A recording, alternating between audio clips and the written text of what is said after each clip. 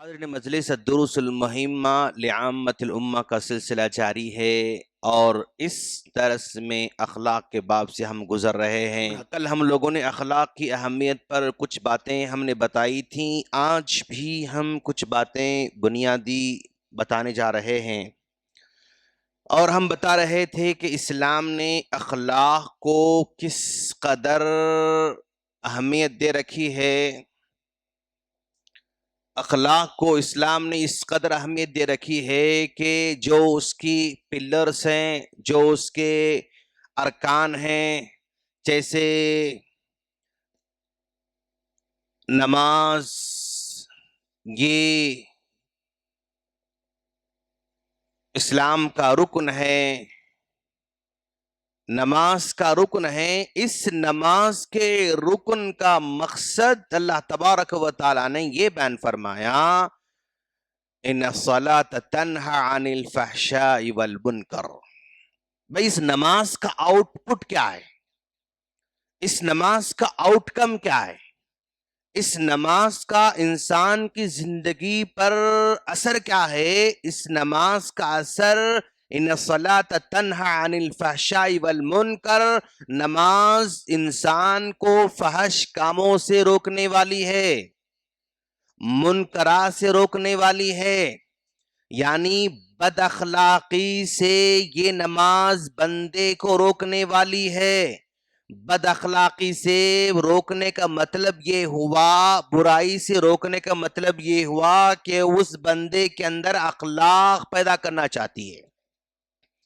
بد اخلاقی برائی کا ضد، اس کا اپوزٹ حسن اخلاق ہے، اچھائی ہے، نیکی ہے، اور نیکی انسان کے اخلاق میں شمار ہوتی ہے۔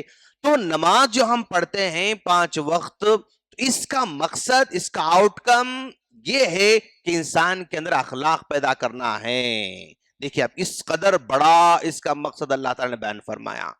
اور اسی طرح ہم روزہ بھی رکھتے ہیں، ہم روزہ بھی رکھتے ہیں، اس روزے کا آؤٹ کم اللہ تعالیٰ نے کیا بیان فرمایا؟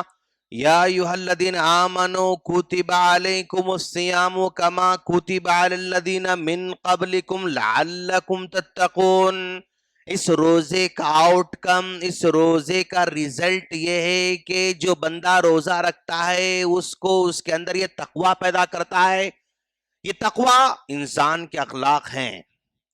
تو روزے کا مقصد، روزے کا ریزلٹ، روزے کا اثر انسانی زندگی پر اخلاق پیدا کرنا ہے، تقوی پیدا کرنا ہے۔ اور ایک بندہ اپنی زندگی میں مال کمانے کے بعد وہ زکوٰۃ بھی نکالتا ہے، زکوٰۃ بھی نکالتا ہے۔ تو اس زکوٰۃ کا مقصد، زکوٰۃ کا آؤٹ کم غریبوں پر احسان کرنا، غریبوں کے ساتھ ہمدردی کرنا، غریبوں کی مدد کرنا، یہ اس کے اعلیٰ اخلاق ہے۔ انسان زکوٰۃ کب دیتا ہے؟ جب اس کے اندر کچھ ہمدردی کا جذبہ، رحم کا جذبہ، مدد کرنے کا جذبہ ہو، تو یہ زکوٰۃ نکال کر، صدقہ نکال کر دوسروں کی مدد کرتا ہے۔ تو زکوٰۃ کا مقصد بھی ہمدردی اور اخلاق پیدا کرنا ہے، اور اس روزے کا مقصد بھی تقوی اور اخلاق پیدا کرنا ہے۔ اس نماز کا مقصد بھی فحش کاموں سے روکنا ہے، منکرات سے، برائی سے روکنا ہے۔ تو گویا یہ عبادات کی جو ہمارے اسلام کی جو پلرز ہیں، اس پلرز کا مقصد بھی یعنی لوگوں کے اندر اخلاق پیدا کرنا ہے، اچھے اخلاق پیدا کرنا ہے۔ اور یہی وجہ ہے اللہ تبارک و تعالیٰ نے ان چیزوں کو نافذ کرنے کے لیے، اسلام کے ارکان کو، اسلام کی چیزوں کو نافذ کرنے کے لیے یا عملی طور پر پیش کرنے کے لیے اللہ نے انبیاء کرام کو بھیجا۔ اور انبیاء کرام کو بھیجا جیسے ابراہیم علیہ السلام ہیں، جیسے ابراہیم علیہ السلام ہیں۔ اب ابراہیم علیہ السلام، ابراہیم علیہ السلام یہ ایسے نبی ہیں جن ان کے بارے میں یہودی بھی کہتے ہیں کہ ہمارے نبی ہیں، یہودی بھی کہتے ہیں ہمارے نبی ہیں، اور ان کے بارے میں نصارہ بھی کہتے ہیں یہ ہمارے نبی ہیں۔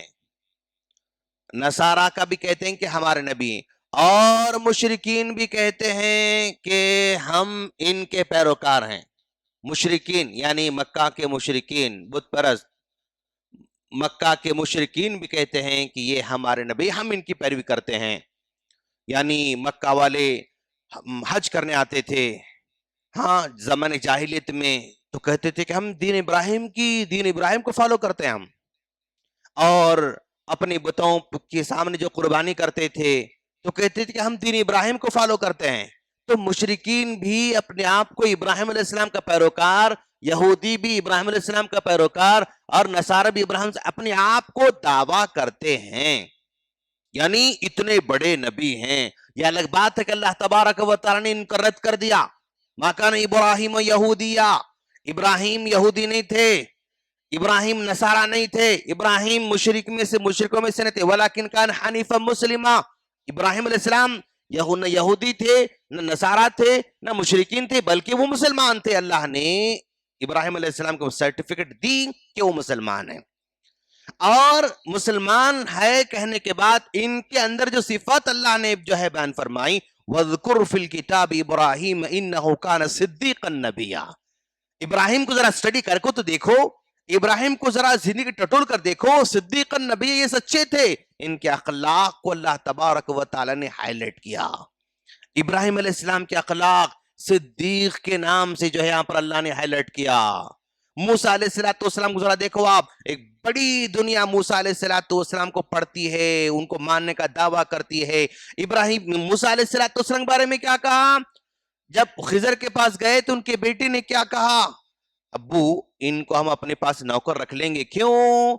जिसको भी आप नौकर के तौर पर रख लेंगे उसमें दो सिफतें होना चाहिए, इन्नहु लक़विय्युन अमीन, ये ताकतवर भी हैं, अमानतदार भी हैं। मूसा अलैहिस्सलाम के बारे में गवाही दे रही लड़की कि ये अमानतदार है। उनके अखलाक को उन्होंने वॉच किया, उनके अखलाक को उन्होंने ऑब्जर्व किया। तो इस्लाम का मकसद बंदों के अंदर अखलाक पैदा करना है, इसीलिए अहकामात का रिजल्ट अखलाक को अल्लाह ने बयान फरमाया। अब जिन अंबिया कराम को भेजा हमारे पास, उनके अंदर भी जो सिफत बयान की अल्लाह ने, उनके अखलाकी पहलू को उजागर किया। वो मालदार थे, इसका तज़किरा नहीं किया। वो हसीन और जमील थे, इसका तज़किरा नहीं किया। वो बहुत बड़े कबीले के आदमी थे, इसका तज़किरा नहीं किया। यानी उनके अखलाक का अल्लाह ने यहाँ पर तज़किरा फरमाया। अल्लाह से दुआ है अल्लाह ताला हम तमाम को अपने अंदर भी अखलाक पैदा करने की तौफीक अता फरमाए। आमीन। अस्सलामु अलैकुम व रहमतुल्लाहि व बरकातुहू।